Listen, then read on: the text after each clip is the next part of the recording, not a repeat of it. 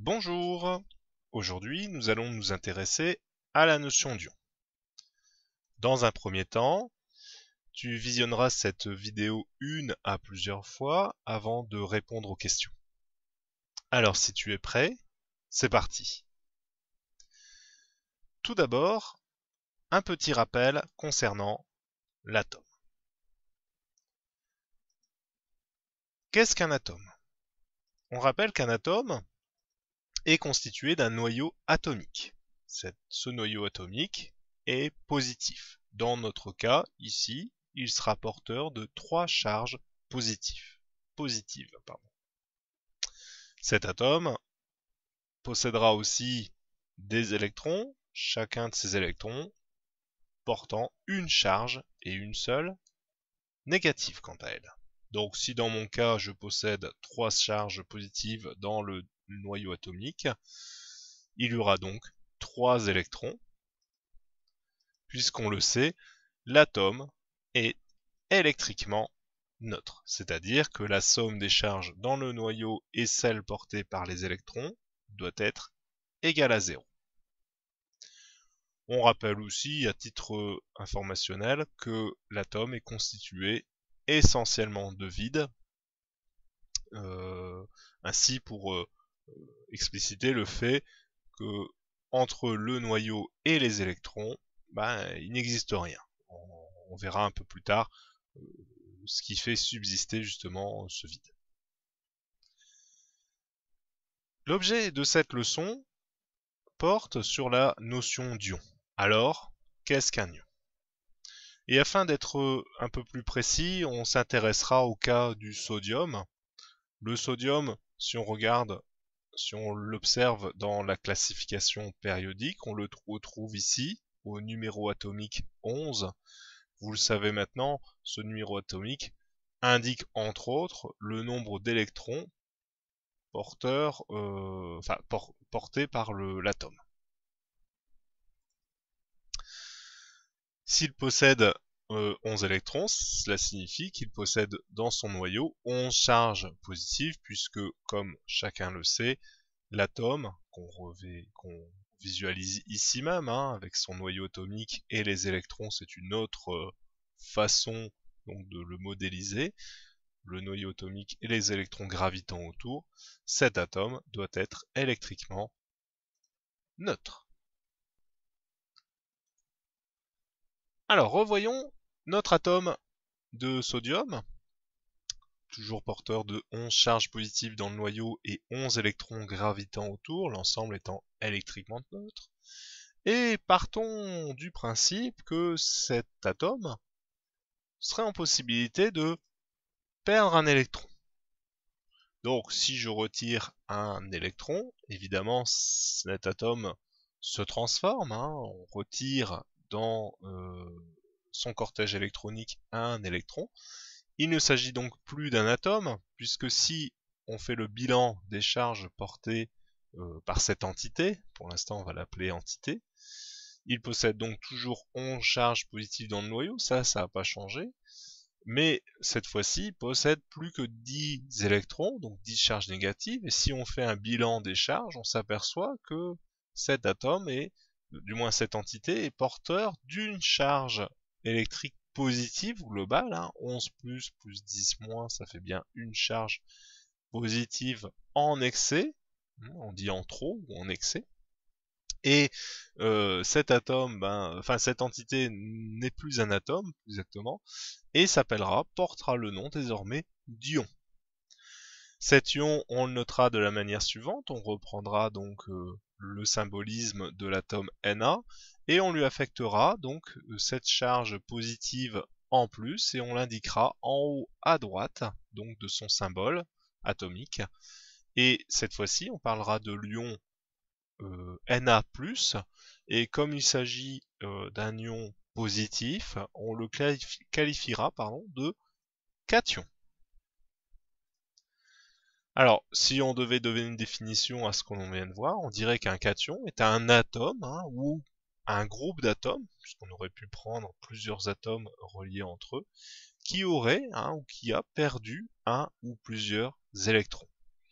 il est capable d'en perdre 1 et jusqu'à 3, suivant le type d'atome qu'il s'agit, et ça, on va dire qu'il y a des règles qui définiront cette perte d'électrons, et ces règles, tu les verras plus tard en seconde. Si on reprend mon exemple, on repart de l'atome Na qui perd un électron et qui se transforme donc en ion, cation, puisqu'il s'agit d'un ion positif, Na+. Alors, si un atome est capable de perdre un électron, tu te doutes bien qu'il serait éventuellement capable d'en gagner. Pour ça, on va s'intéresser ici cette fois à l'atome d'oxygène, qui est ici présent dans la classification périodique, porteur du numéro atomique 8. Donc tu le sais maintenant, il possède 8 électrons et 8 charges plus forcément dans le noyau, afin que l'atome, ici représenté, soit électriquement neutre. Donc prenons maintenant notre atome d'oxygène et faisons-lui gagner 2 électrons supplémentaires. Et oui, car dans ce cas, l'atome d'oxygène sera capable d'en gagner 2. Non pas 1, ni 3, mais 2. Donc si je rajoute sur son cortège électronique 2 électrons, on va représenter cette nouvelle entité, avec 2 électrons supplémentaires. Donc si on fait le bilan, on compte bien 10 autour. Mon nombre de charges à l'intérieur du noyau n'a pas changé.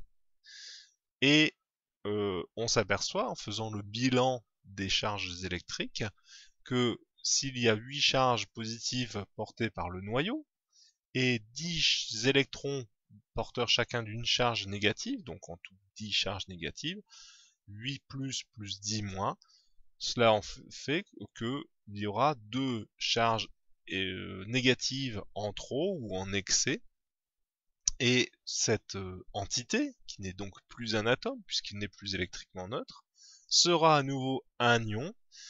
Cet ion se notera de la manière suivante, on reprendra le symbole de l'atome d'oxygène, mais on lui affectera la charge, l'excès de charge négative en haut à droite du symbole, donc dans notre cas ici O2-, et comme cet ion est cette fois-ci négatif, à la différence de tout à l'heure, eh bien il portera le nom d'anion.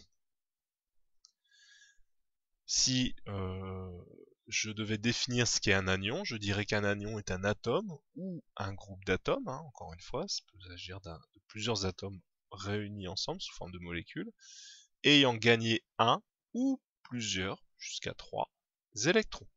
Dans mon cas, ici présent, l'oxygène aura un gain de 2 électrons, et de fait se transformera en ion négatif ou anion O2-.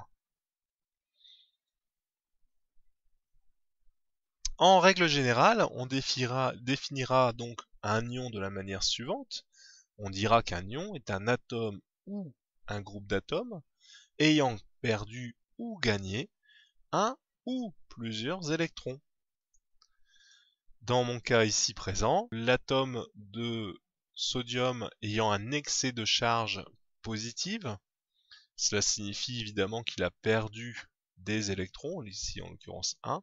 Si par contre on a un excès de charge négatif, cela signifie que l'atome a gagné des électrons. On rappellera qu'un anion est un ion négatif et qu'un cation est un ion positif. Cela fait partie de la famille des ions, mais on les définira ainsi. Donc, somme toute, de manière extrêmement globale ou générale, on dira que pour un atome X, évidemment cet atome X, au départ, est électriquement neutre.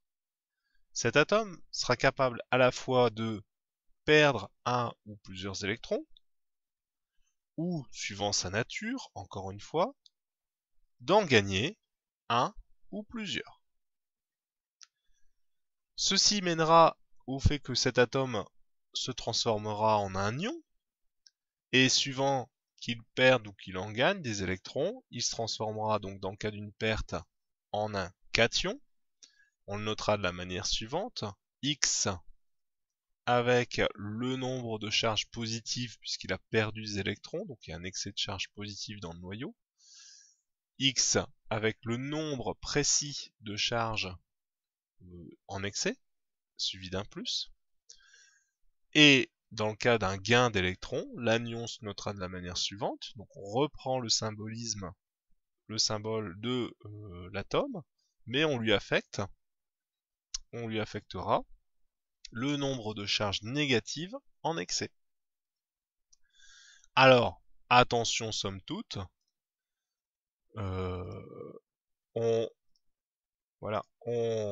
seuls les électrons peuvent être ajoutés ou retirés.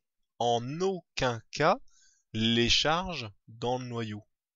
Eh bien oui, on pourrait se dire, tiens, pour transformer un atome en anion positif, il suffirait de rajouter des charges positives dans le noyau. Or, cela est absolument impossible, du moins pas en troisième. Et idem, de la même façon pour le fait de le transformer en ion négatif, auquel cas il suffirait d'enlever des charges positives dans le noyau. Seulement ça, ce n'est impossible, puisque ce sont des réactions qui touchent au noyau, et toutes les réactions touchant au noyau, on les appelle, et tu connais ce nom, de réactions, on les appelle des réactions nucléaires. Voilà, et ces réactions-là sont évidemment pas au programme pour le moment. Il te faudra patienter encore un peu. Eh bien, voilà, tu sais tout désormais sur la notion d'ion. Je t'invite à revoir encore une fois, voire plusieurs fois cette vidéo et tu répondras aux questions du formulaire. À bientôt!